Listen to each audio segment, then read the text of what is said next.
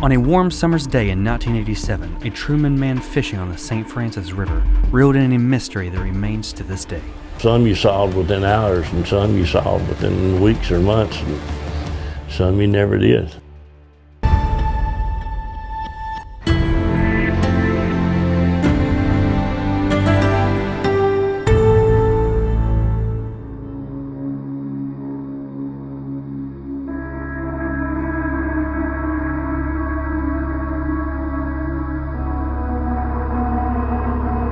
On June 13, 1987, Kenny Whitaker of Truman went fishing at the floodway. His line struck what he thought was a log, but when he reeled it in, he made a horrifying discovery.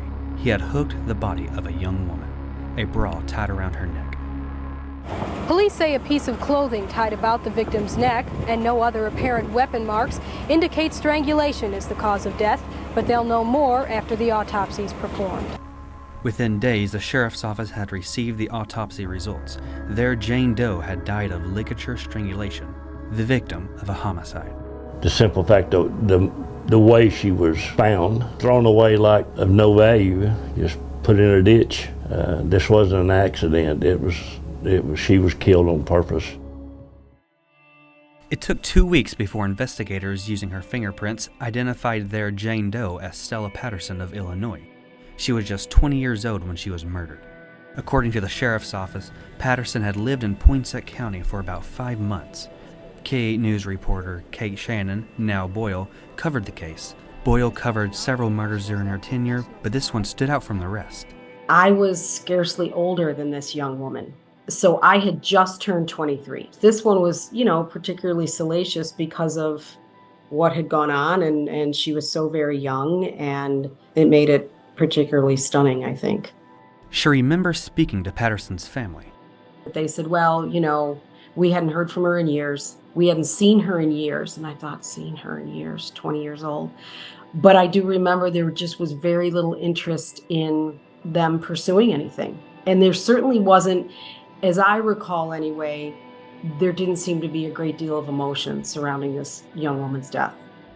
Investigators said before her murder, Patterson traveled the countryside, hitching rides with truck drivers, leading detectives to wonder if her killer was from out of town. But upon further investigation... No, I believe it's somebody local. I'm not going to say who it is because right now I don't want to say. But there is somebody that needs to be that's going to be revisited. Somebody who may still live in Poinsett County today.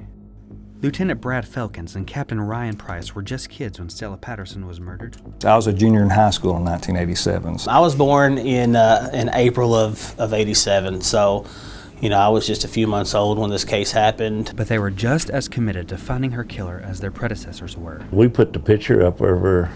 Each car had a picture of her. Had a picture of her in the office at the jail. If a person didn't know, they'd want to know who that is, and you'd say, hey, that's Stella Patterson. Did you know her? Did you have any information, or why did you ask? So it was always on everybody's mind. While it's been 36 years since Patterson's body was pulled from the muddy waters of the St. Francis River, there's people who know what happened. There's absolutely no way that after 36 years, people don't know what happened.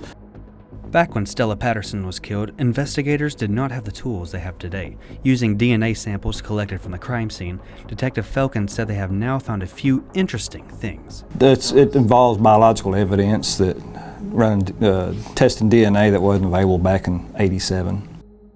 Despite her murder happening 3 decades ago, Felkins and Price are confident they would get new leads. I would hope that if somebody out there knows some factual information about this case that would help solve it, would call us.